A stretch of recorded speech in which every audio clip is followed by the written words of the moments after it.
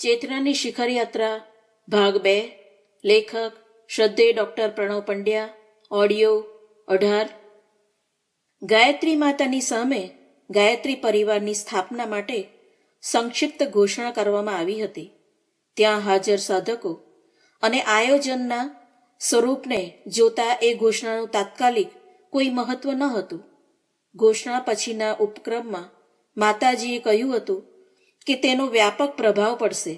અત્યારે જે લોકો એકઠા થયા છે તેઓ પાયાના પથ્થર સમાન છે.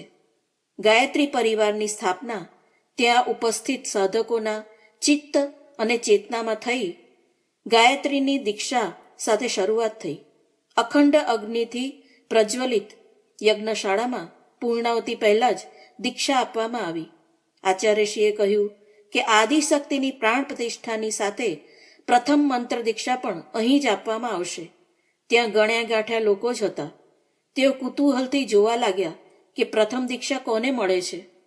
વેદમાતાની પ્રતિમા સામે પૂજા વ્યવસ્થા જોઈ રહેલા માતાજી આ ઘોષણા સાંભળતા જ યજ્ઞશાળામાં આવી ગયા હતા. તેમણે કહ્યું, હું આપની પ્રથમ શિષ્યા થવાનું સૌભાગ્ય પ્રાપ્ત કરવા માંગુ છું. આપની અર્ધાંગીની હોવાના નાતે આ મારો વિનમ્ર અધિકાર પણ છે. માતાજીએ શાંત અને સંતુલિત ભાવે પોતાની વાત કહી હતી. ત્યાં બેઠેલા અને આસપાસ ઊભેલા કે યજ્ઞ વ્યવસ્થા સંભાળી રહેલા લોકો તેમની વાત સાંભળીને જ્યાં હતા ત્યાં સ્થિર થઈ ગયા. માતાજીનું આ નિવેદન અણધાર્યું હતું. લોકો સમજી રહ્યા હતા કે પહેલાથી જ લિસ્ટ બનાવેલું હશે. તે મુજબ વારાફરતી નામ લેવામાં આવશે અને મંત્ર દીક્ષા અપાશે. કેટલાક લોકો ઘોષણાથી એ કારણે પણ સૂમ થઈ ગયા કે તેમને માતાજી પહેલાથી જ દીક્ષિત લાગી રહ્યા હતા. અમરેલીથી આવેલ નિરંજન ભટ્ટે કહ્યું પણ ખરું કે માતાજી તો પહેલાથી જ મંત્ર દીક્ષા લઈ ચૂક્યા હશે એવું અમે સમજતા હતા. અભિનવ શરૂઆત. આચાર્યશ્રીએ યજ્ઞ ભગવાન અને ગાયત્રી માતાને આ દીક્ષાના અધિષ્ઠાતા દેવ અને શક્તિ ગણાવ્યા. કહ્યું કે આજનું આયોજન તો શરૂઆત છે. એ પછી દીક્ષા, સાધના, વ્રત, દક્ષિણા અને આત્મકલ્યાણના માર્ગે સાધકો સતત આગળ વધતા રહેશે. માતાજી લૌકિક દ્રષ્ટિએ મારા ધર્મપત્ની છે, પરંતુ હકીકતમાં તેઓ માતૃસત્તાના પ્રતિનિધિ છે. ધર્મપત્નીના રૂપમાં તેમની લૌકિક જવાબદારીઓ પૂરી થઈ. તેઓ અને હું અમારી માર્ગદર્શક સત્તાના નિર્દેશોનું પાલન કરતા રહીને જ મહાકાળની આરાધના કરીશું. અહીં એમણે દીક્ષા લીધી. એમણે મને ગુરુસ્થાને પસંદ કર્યો. તેઓ મારા માટે શ્રદ્ધા અને વાત્સલ્યનું સાકાર રૂપ છે.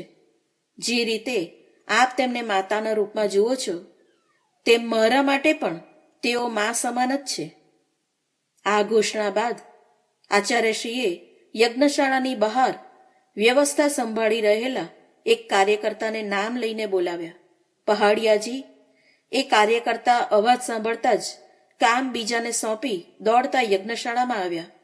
તે સમયે પહાડિયાજી ગેટ પાસેના કૂવામાંથી પાણી કાઢી રહ્યા હતા. ત્યાં આવેલ સાધકો માટે ભોજન બનાવવા અને પીવા માટે તેઓ પાણી કાઢતા હતા.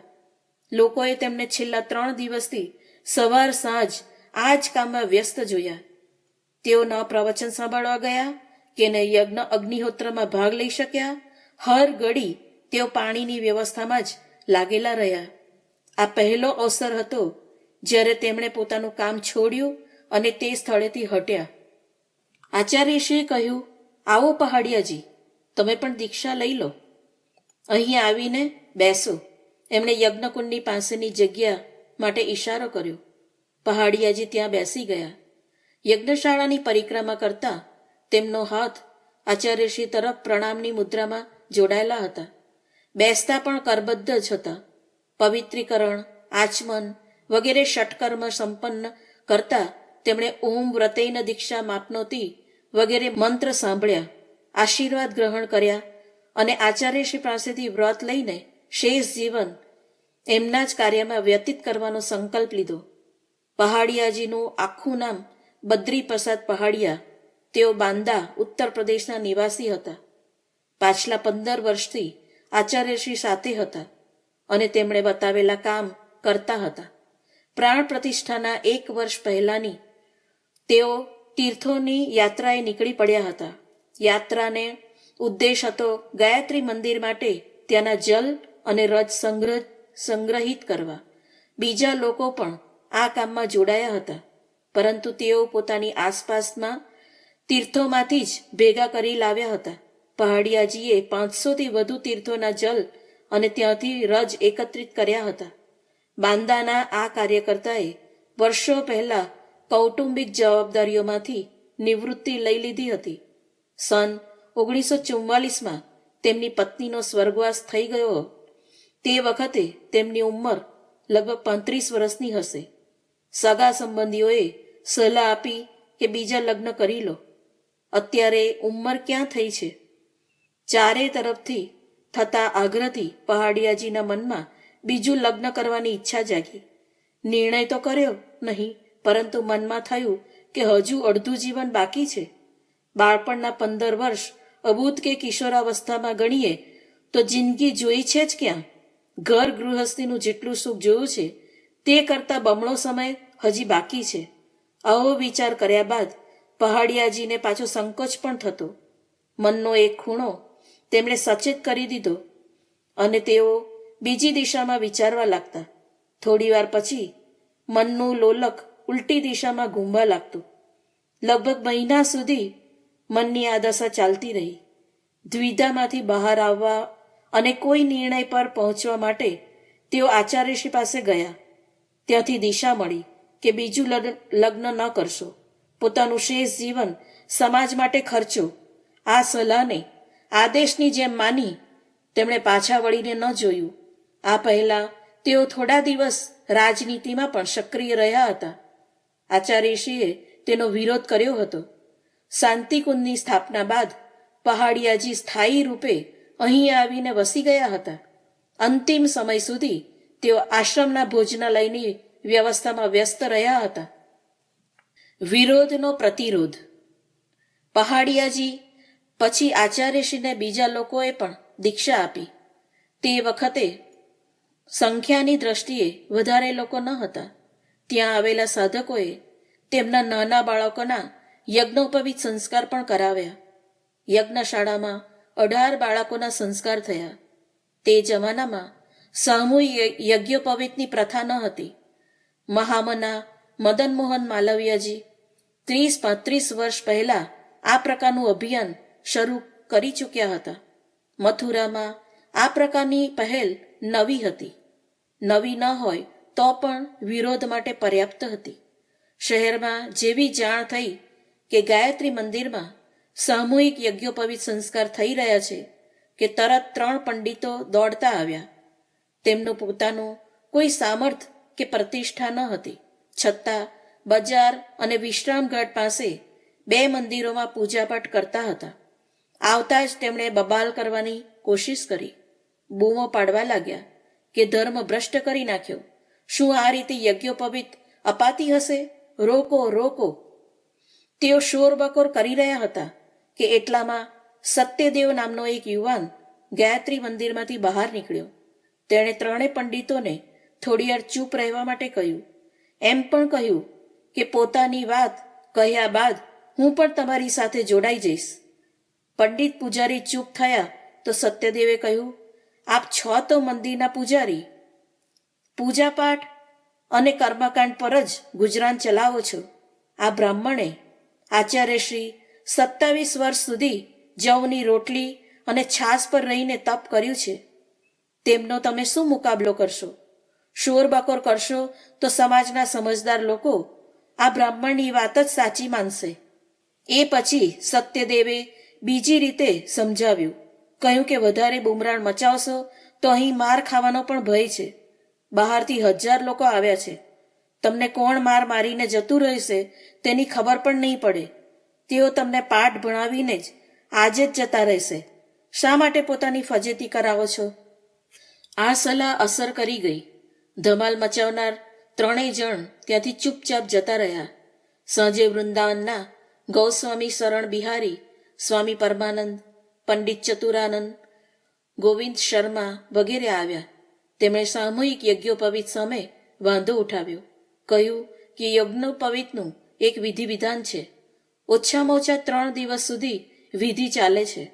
ધૂમધામથી સંસ્કાર કરાવવામાં આવે છે. તેનાથી બટુકને યજ્ઞોપવિતનું મહત્વ સમજાય છે. તે મર્યાદાને સમજે છે અને તેને કોઈ પણ ભોગે નિભાવે છે. આચાર્યશ્રીએ માત્ર 2 જ શબ્દોમાં આ આક્ષેપોનું નિરાકરણ કરી દીધું.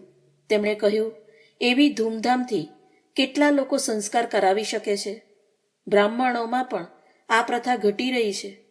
જ્યારે યજ્ઞોપવિત સનાતન ધર્મને માનનારાઓનું પ્રતીક છે, તેની ઓળખ છે.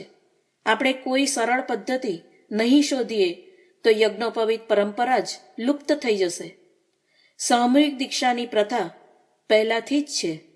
આશ્રમોમાં ઋષિઓ જ્યારે બાળકોને તેમના સંરક્ષણમાં લેતા હતા, તેમને શિષ્ય રૂપે સ્વીકારતા હતા, ત્યારે સેંકડો વિદ્યાર્થીઓને એક સાથે ઉપવીત ધારણ કરવામાં આવતું હતું. આપણે એ પરંપરા અપનાવવામાં ખચકાટ રાખવો જોઈએ નહીં. આચાર્યશ્રીની આ વાતોને વિદ્વાનોને ચૂપ કરી દીધા. આનો વિરોધ કરવા માટે કોઈ તર્ક સૂચતો ન હતો. આથી તેઓ ચૂપ થઈ ગયા. તેમના ચહેરા પર વિરોધ અને દ્વેષના ભાવ સ્પષ્ટ વર્તાતા હતા. આચાર્યશ્રીએ તેમને કહ્યું કે આપ અમારી પદ્ધતિમાં ક્યાંય કોઈ દોષ હોય તો બતાવો. આપની અને અમારી વચ્ચે મતભેદ હોઈ શકે છે, પરંતુ બંનેના ઉદ્દેશ સમાન છે. સનાતન ધર્મનો પુનરુદ્ધાર, ધર્મ અને સંસ્કૃતિનું ઉત્થાન. આપ પણ એ જ ઈચ્છો છો ને? આચાર્યશ્રીના શબ્દોએ એ વિદ્વાનોના મર્મસ્થાનને સ્પર્શી લીધું, પરંતુ તેઓ મનથી સંપૂર્ણ રીતે અનુકૂળ થઈ ન શક્યા. ઉઠતા ઉઠતા તેમણે કહ્યું, ઉદ્દેશ તો સાચો છે, પરંતુ માર્ગ પણ શાસ્ત્ર સંમત હોવો જોઈએ. આ વિશે ચર્ચા માટે અમે ટૂંકમાં જ મળીશું. ગાયત્રી તપોભૂમિની સ્થાપના બાદ આચાર્યશ્રીએ પહેલો પંચકુંડી ગાયત્રી મહાયજ્ઞ વારાણસીમાં કર્યો. આ સન 1953ના નવેમ્બરની વાત હશે. જૂનમાં જ ઘોષણા કરી દીધી હતી. પ્રાણ પ્રતિષ્ઠા સમારંભમાં વારાણસીથી આવેલ વિજેન્દ્રનાથ ત્રિપાઠીએ જ પહેલ કરી હતી. આગ્રા, જયપુર અને નાસિકથી પણ પ્રસ્તાવ હતો, પરંતુ આચાર્યશ્રીએ વારાણસીથી શરૂઆત કરી. ત્યાંના કાર્યકર્તાઓએ પણ આગ્રહ કર્યો હતો. ત્રિપાઠીએ કહ્યું હતું કે આપે વારાણસીમાં માલવ્યજી પાસેથી ઉપવીત દીક્ષા લીધી છે, તેથી કાશીનો પહેલો હક છે. આ તર્કને આચાર્યશ્રીએ વિનોદ તરીકે લીધો.